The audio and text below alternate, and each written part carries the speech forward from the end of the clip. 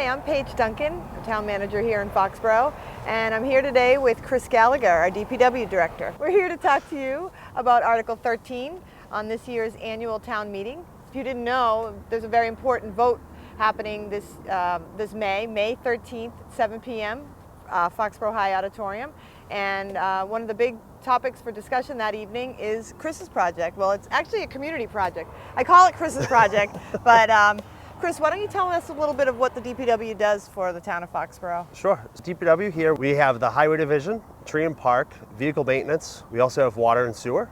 Those serve the entire town, really. Our Highway Division serves all the sidewalks and roadways in town. Tree and Park maintains all of our green space, including all the athletic fields around town. And Vehicle Maintenance, which is very important and critical to us, they really serve everybody, all of the other town departments. So we maintain all the police vehicles, school buses, as well as all the DPW equipment, senior center vehicles, everybody else, except for fire apparatus, they take care of their own equipment. Wow, so you guys don't only just take care of your own trucks, you take care of, kind of keep the whole town moving, school buses. Everything moving, yep. Wow, okay. Yep. So can you just tell us a little bit about why this article is needed and why it's coming up right now? Sure, so existing building, as you can see in the background, has been around for at least 50 years, if not more than that, and really hasn't been touched since then. So the department and the town has outgrown the existing space, and we're really looking to expand, get into the modern age. Our mechanics are really struggling with their space, not only to maintain all those vehicles, but the staff in general.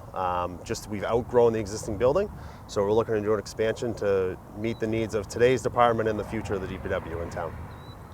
Now, I know I've been in part of the conversation, so are you building, like, as people like to call, the Taj Mahal of DPW buildings? Because we know that we need to be fiscally conservative and we want to do what's right for the citizens. We have a lot going on. So can you tell us about how you've looked into making this, why it's so important and why today's important, but also how you've gone about making it not as expensive as, say, a Taj Mahal?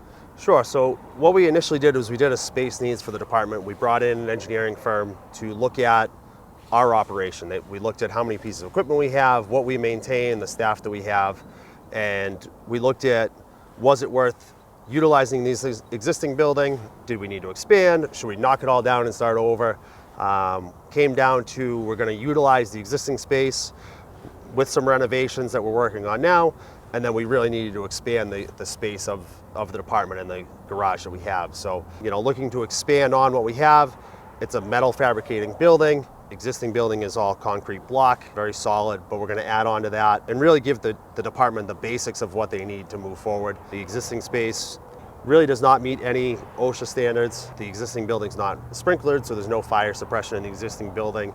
We also have some other features on the site. The fuel island is our only fueling depot for the entire town. That's going to get an upgrade. That has underground storage tanks that need to be brought above ground. We have operational issues with those fuel pumps where they go down for 2 or 3 days at a time, and then the fire department is filling up at the Shell station down the street at all hours a day. So that'll get an upgrade as well as expanding the bus parking lot. We have all the buses stored on site here, so we will be utilizing some existing tree line and space to expand the bus parking area and give them a nice new parking area as well. Okay, so what I'm hearing, so the existing offices for the DPW at 70 Elm, those are going to stay, right? Those are going to stay. Okay, and then these bays here, are these going to stay? This existing garage will stay. Our Tree and Park and Highway divisions will get a little bit more space to spread out, and then we'll do some interior renovations on the existing building, give them a proper locker room, maybe a lunchroom that they can all sit at the same time, do some trainings give them a training space,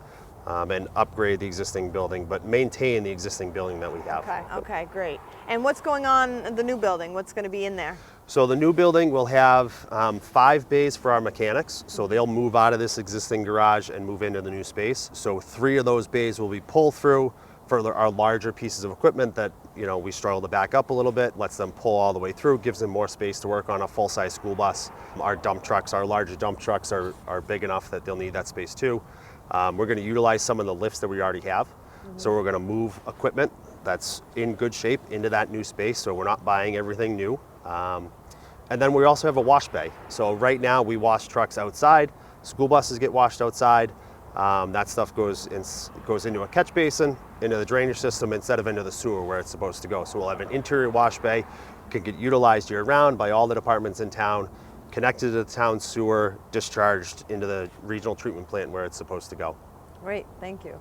So tell me a little bit about, I've heard rumors that when you mentioned the word OSHA, not everybody knows what OSHA is. What is OSHA, and are we, I've seen the facilities, are we in jeopardy if we don't do this soon? So OSHA regulations are the safety regulations set by industry standard. We fall under the Department of Labor standards through Massachusetts. They regulate all of the OSHA standards on our behalf. There are definitely some issues we have in the garage where we don't meet those standards. So the new space will have all of those standards. Things like an emergency shower or eye wash station. We don't have those in the existing garage. So those are things that'll be featured as part of the new expansion to make sure that we're meeting all the OSHA standards. There'll be an in-floor lift that'll be able to lift school buses. It'll lift our heavy equipment up off the ground high enough that the mechanics can actually work underneath. Right now, they can get them up enough just to change a tire. Anything they're doing underneath, they're on a creeper on their backs working underneath the school buses. That sounds scary, actually. Okay, so do you think you can give us a little tour of some of the interesting parts of this current facility that concern you? Yeah, let's take a look inside. All right, let's go.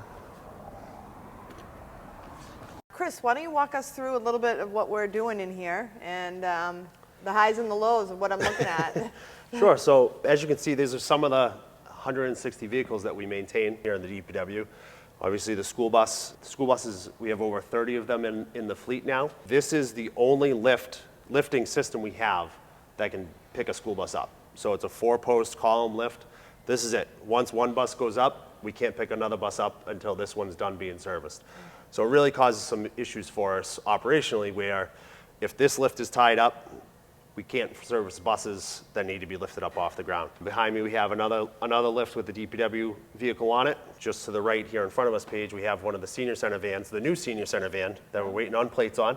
So to get this back out on the road. Again, it's really a space needs in here. You know, the school bus can't really go any higher than this. We can't open the door if the school bus is up any higher than this, which means if a truck needs to come in this bay, we can't bring it in or bring it out. Tight quarters in here. You can see the space down between the two vehicles. Really isn't a lot of room to maneuver between them. Yeah, definitely not enough. Yeah. You know, our oil, our liquids, you know, are really spread out everywhere too. We've got some in the garage right next door. We got some stored outside in a leaking Conex box in Quonset hut. Really creates an issue for us where the mechanics don't have everything right here in their bays where they need them. So they physically have to go outside for parts. They're going through shelves that are wet. Our compressor is stored outside in elements that, again, leak. So we're really trying to improve that situation, bring everything into one space, into that new space, and bring our mechanics facilities up to today's standard. So again, these lifts and all this equipment would move to the new space, and that would become the mechanics bays, and then this would be tree and parks. Would you say? Yep. So we would bring our either highway or tree and park into this space to be able to utilize this space. We do have a small office that the mechanics utilize right now, again with some parts stored into it, and then there's another small bay just behind the school bus here, which we likely turn into a small conference room for training purposes for our highway.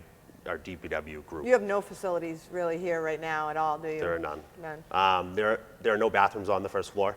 Are you then out of compliance for accessibility, I would imagine? Yeah, it goes into, is this really a public space? You know, Right. The public's not coming in.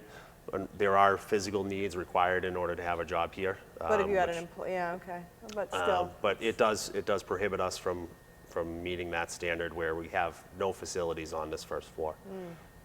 So we actually have some plumbing in that, the office that the mechanics use. There's plumbing in there. Our intention is to convert that into a first floor bathroom. And then we'll have one bathroom as well in the new space. So it'll expand our facilities right now. And now, if I remember from seeing the plans, there'll be additional security as well, right? You're fencing a lot of the site? Yep. So the school buses will be fenced in. We have had some issues with school bus theft in the past, as well as the backside of the DPW. The front will remain open. That's where the fuel island is now and will continue to be. So we're going to leave that open for easy access for police, fire, DPW, everybody else 24/7. So is this going to expand any capacity for you, or is this really something to maintain level of service? Where are we on this? So, I've done quite a bit of research on where the DPW has been in the last 20 plus years. We've grown. The fleet itself has grown in this town. 20 years ago, there were 10 police cars. We have 35 police cars now. We are up to 30 school buses now. About 12 years ago, the town formed the DPW. So that brought water and sewer under one director. Prior to that, water was doing their own maintenance, usually with just local garages. Those have all come inside now, so we're doing that in the DPW. So, the space needs gives us what we need. It's tough to project any future growth beyond where we are now, but I think this will bring us, carry us out for the next, 40 to 50 years. Great, great. All right, is there anything you want to say to the residents? We know in Town Hall how important this vote is and how important this DPW facility is. It requires 2 votes, not just at the ballot, but at town meetings, so that's on May 6th and May 13th. We really need people to show up to vote. Yeah, I think it's critical. Again, it's not just a DPW project. This is really a community-wide project where we service everybody in town, from kids in kindergarten to high school getting on the school bus in the morning. All of our water and sewer vehicles get serviced here. So in order to maintain that system properly, the vehicles need to be maintained properly.